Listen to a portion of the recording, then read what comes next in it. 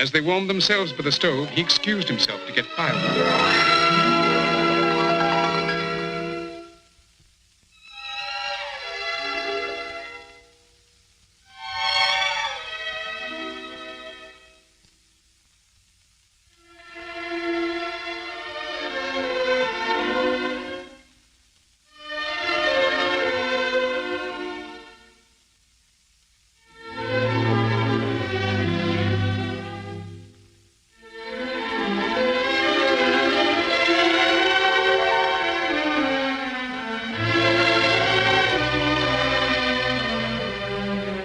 In that cabin, his secret was revealed, his love for Georgia.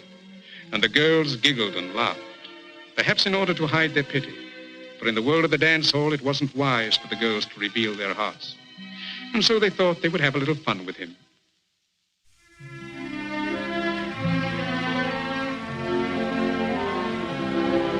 And there in the gloaming they sat, their faces alight with mischief. But all the while his heart was singing.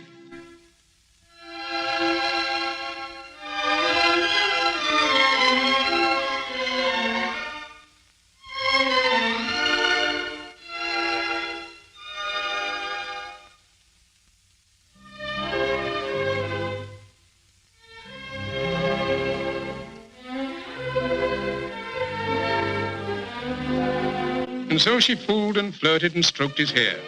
He knew she was fooling, but he was happy. For she was near him, holding his hand, smiling at him.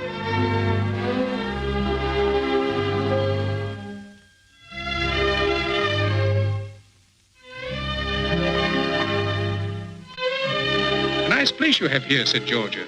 I hope you will invite us again. What if she were fooling? He was enjoying the warmth of her attention. And the lady was enjoying the warmth of his chair.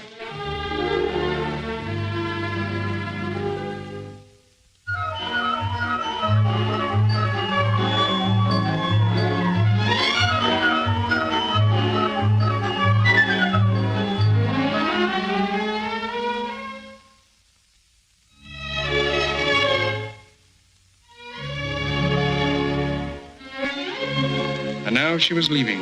The light of her loveliness would be gone, and he would be left with an emptiness, to return to his bleak, lonely existence. Pardon me, said the little fellow, but he was lost for words. But would you really like to come again? Oh, of course, said Georgia. What do you say, girls? We'll come for dinner New Year's Eve, said the ladies. Very well, said Georgia. We'll come to dinner New Year's Eve.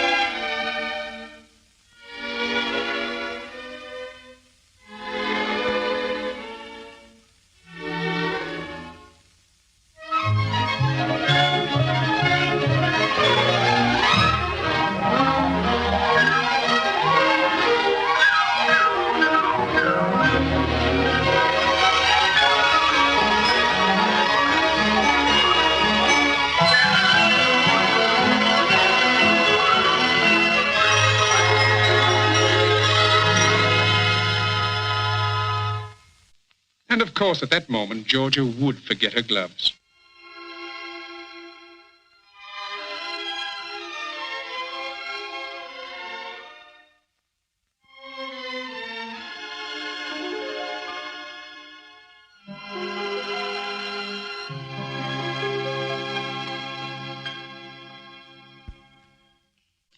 For the next few days, the little fellow hustled and shoveled in order to buy that New Year's dinner.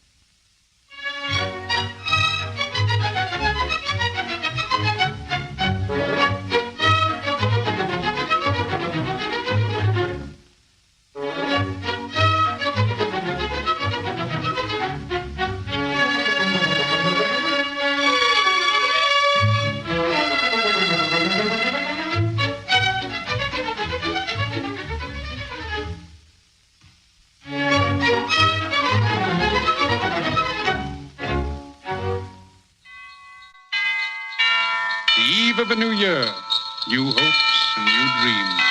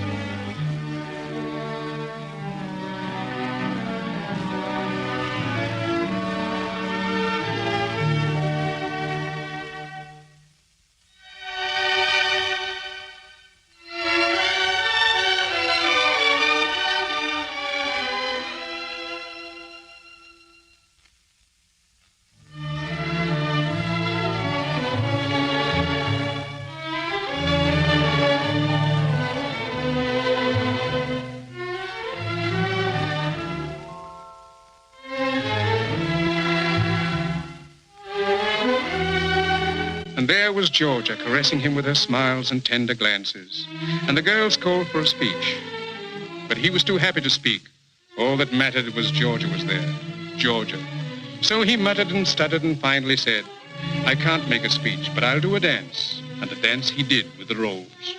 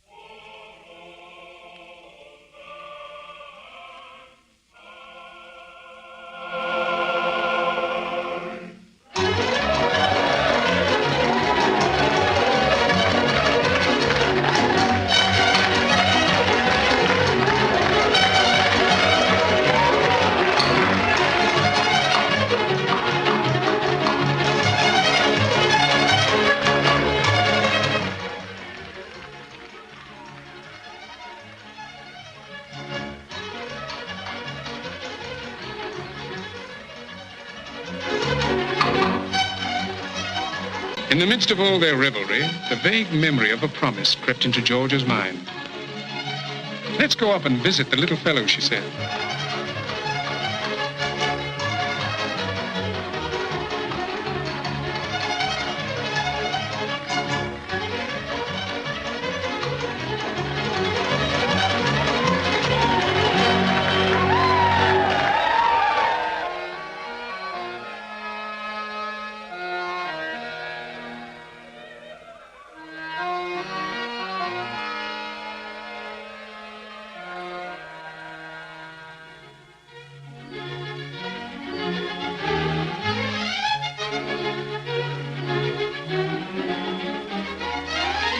"We'll have a little fun with him," said Jack. "We'll send Georgia in first, then give him a scare."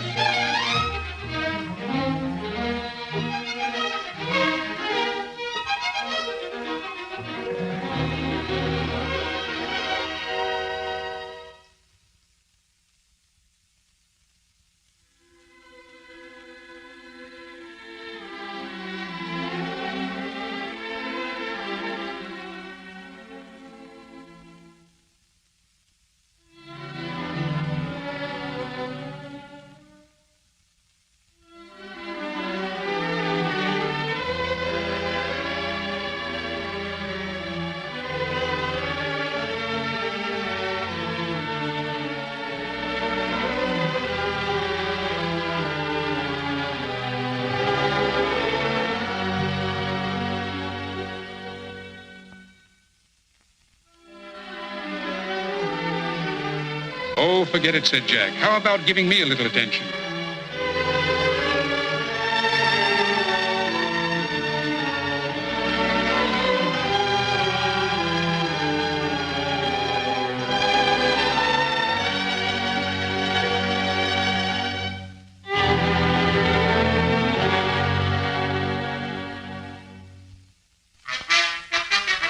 A day or so later in the recorder's office, Big Jim tried to convince the assayers that he had a mountain of gold.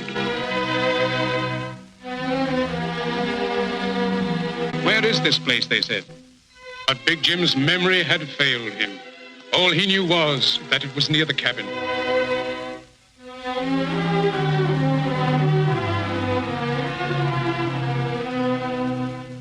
The cabin, that's it. If I could find my way to the cabin, I could find the mine, but I can't remember.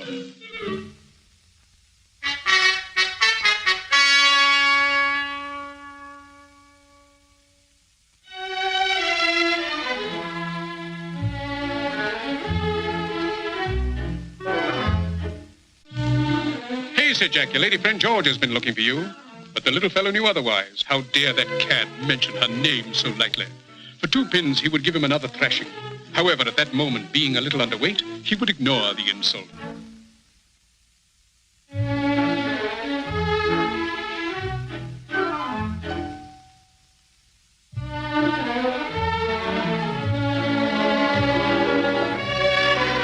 But it was true. Georgia had been looking for him.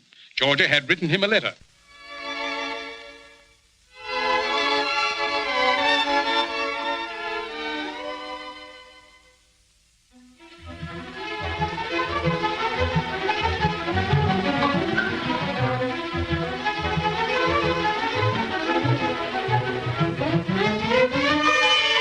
And as he went looking for Georgia, so Big Jim went looking for him.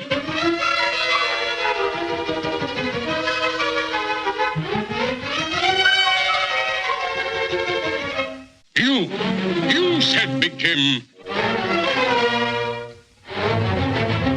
You, the very man I've been looking for. The cabin, where is it? Answer me, I say, answer me. Can't you speak, man? Tell me, where's the cabin, where is it? At last I shall find my mountain of gold. To your feet, man, quick. You're coming with me. Take me to the cabin and I'll make you a millionaire in less than a month. Georgia. Just a moment, said the little fellow.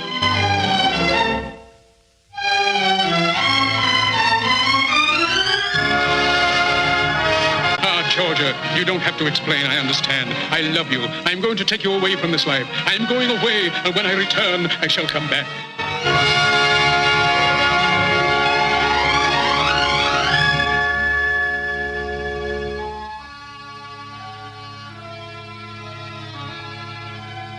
Exhausted and foot-weary, they arrived at the cabin. "Ah," said Big Jim, "it won't be long now. Bring in the eats, and tomorrow we'll start for the mine. Here, take a swig of this. It'll put hair on your top coat."